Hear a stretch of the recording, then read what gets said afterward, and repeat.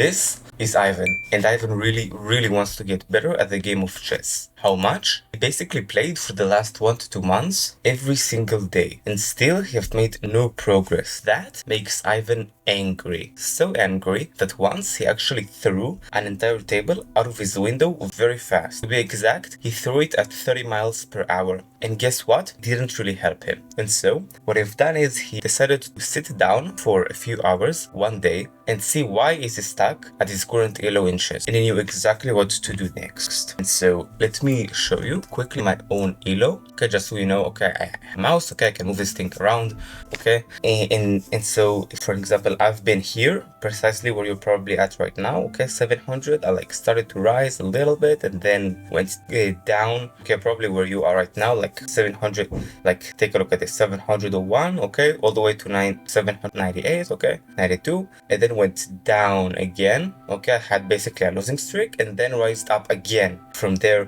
to 1300, 1400, and continued rise from there. So for this video, I assume you're approximately here, okay, at 700, 800, and you're a bit losing right now in chess, okay? So we're gonna solve this so that you could level up pretty much like this. And if you want to learn more for the next time, you can consider also leaving a subscribe, okay? So just so that you wouldn't forget for the next time if you want more videos like this. And first link in the description, and I will take you exactly here, 1600 myself, with cutting all of the time that it takes here to level up to that elo level. So let's start right away in this video. White just made the move bishop here. The rest of the game doesn't really matter for our example, but it gives a check, okay?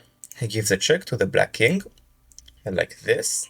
All right, so I want you now to pause the video and ask yourself one question. What would you do if you were black in this exact example? And so I hope that you've paused the video and that you've taken a look at this and you think, okay, I'm going to do probably something with this check, obviously, but I'm going to do it in a way, okay, because my king is pretty much like tight here. I'm going to do it in a way where I do not lose anything, but the king is going to be safe. So you probably think, okay, he cannot move his queen anywhere here, okay, the knight cannot move here because then it'll be taken. Maybe do something like this. But if you're a beginner, probably what you see, okay, you see this immediate threat and you think, okay, I need to block this, okay? Usually beginners don't move their king this much, okay, unless they have to. You'll probably think something like, okay, I see that the king is under threat. Okay, I'm not gonna move the knight here because, well, then it's gonna take. So I probably move the bishop here. And that is what black also is thinking. And guess what? It's a mate in one. Why is this? Because black basically have forgotten that white can make the move knight takes on d6, and that's a mate in one. Okay, that is an immediate checkmate. So what I want you to do is pause the video for a moment and ask yourself, do moves like this happen for you as well? And I've added like the blunder sign, okay, to show this, okay? Do moves like this with the red mark, okay, and the 2 question marks on the move happen to you?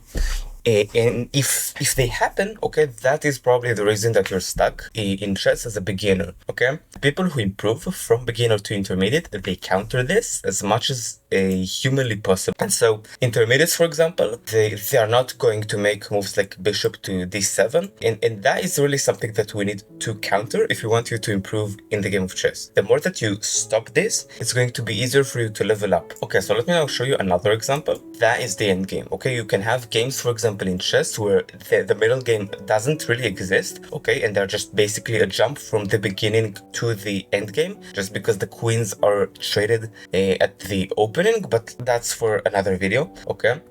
White have made the move rook to d1, bishop to f3, threatening the rook, okay, whilst evading the threat, okay, rook d7, rook to e8. Okay, you see, like these moves are very fine, and I want you to again pause the video and think what you would have made, what move would you have made if you were white in this point in the game.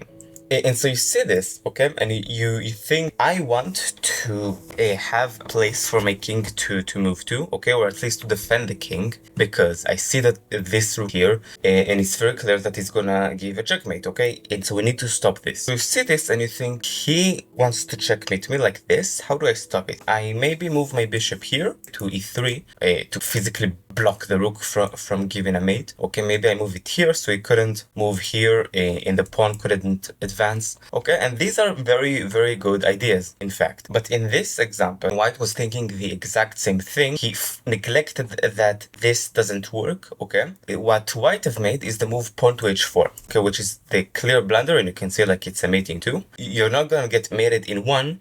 Okay, but after the king moves, the king is going to be here. Now the rook can come to h1, and it's just a checkmate in another way. Okay, this very, very general type of mistakes, okay, they happen when we look into something in the board, okay, but we neglect something else that happens in the meanwhile. Okay, White did not neglect the mate in 1, but he forgot that he can get mated in 2. Okay, and so this is quite an example. Okay, Black basically have seen that the check on the king, but he forgot that there is something else that happens on the board, the knight in this example. Okay, that can just simply come to d6, and now if you're Black, okay, you're getting mated. And so how do we stop these types of mates? Okay, mates and blunders in general, it's kind of an exaggeration. Usually you're not going to get mated in 1, but these things still happen for beginners, okay? Sometimes it's more likely that you're going to find out losing a piece, okay, or things like this, but still very common, and we need to stop these types of errors, okay? Whether they are losing a piece or they are getting mated in 1. So how do we do this? It's actually quite simple. So the first thing is we are not focusing on just one part, okay? We're not gonna just focus on moving the pawn here because we are gonna have the rook here. We're not going to focus on the pawn going to h4, preventing the immediate checkmate, okay? We're also going to focus on what else could happen on the board. If we make the move h4, okay, he could move his rook to e1 and then h1. We focus on the entire board. We've stopped the check, okay, but we have not stopped any checkmate, okay? White could come here to e8, and we could not do anything about it. And there is a way that you can stop these a lot easier. We ask a very simple question. How can we improve our own position? How can we hurt our opponent's position? Is the move that you were thinking about blunder? We're doing this before every move. The more we make this, the more natural it's going to be in our minds, and it's going to be a lot easier then to do these types of things. And so let's get into here. The reason doesn't really matter. We just want to prevent blunders like this, okay? So yes, okay, how can we improve our own position? We can't really do anything. He gives us a check, okay? Sometimes you'll find out that you can't do a specific question, okay? And that's okay. We just move to the next one. We can't really improve our own position here. We can do this, but then if we think about this again, is it a blunder? Yes, you can do this, okay, that we've just saw. Okay, so we can't improve our own position. Can we hurt our opponent's position? Not really that possible. We want because again, he's giving us a check. For our candidate move, which is bishop to d7, we're gonna then ask, is it a blunder, okay? Is bishop to d7 a blunder for us? And you're gonna find out that yes, it is a blunder, because if we move the bishop here, okay, he's going to move the knight here and give us a checkmate. Okay, so we're going to discard this move completely and see other moves that we have. And as of right now, the only move that we have, which isn't a blunder, okay, we're obviously not going to put the knight here because then he could just take. The only other move which is not a blunder is king to f7. And we are not winning, okay, but this is still relatively playable if you're a beginner. Okay, we can still continue to actually fight even if we've made like a specific mistake like that gets us to a 1.35 disadvantage. Okay, let's now use it on the second example. How can we improve our own position? We see that we have a very good bishop, okay. Our rook is on d7. You probably heard like rooks on the 7th rank already, so you're probably thinking, okay, I'm not going to move this rook back to defend. Okay, I can't also because the bishop is here, okay, and there's an immediate threat. We think I don't want to move it back anywhere. I don't want to do anything with the rook. I want to do something with the bishop, okay, because I see this threat. And you're gonna think, okay, I have two good moves that can improve my own position. I have bishop here, okay, that is going to block the rook from getting also to the 7th rank. And I also have bishop here, okay, to d2, okay, to stop the rook from getting here. And you're gonna debate between these two moves, okay, and you're asking,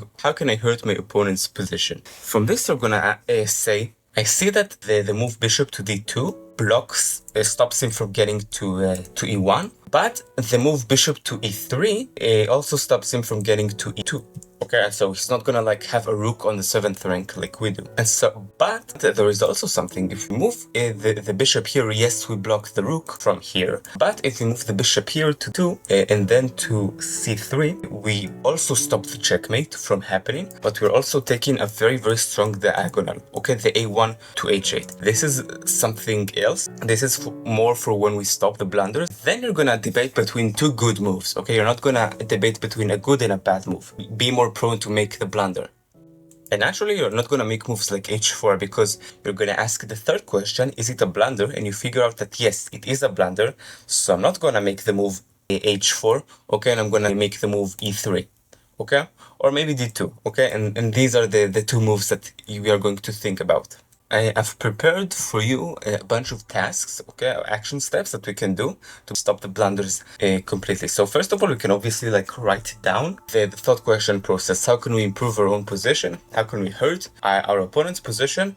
And is it a blunder? We write this on paper, okay, on a paper like this. It's going to ingrain in our brain better, the thought question process, and then we can also stick it somewhere close. So like literally we see this, okay? I have one, by the way, right here that I'm using, okay?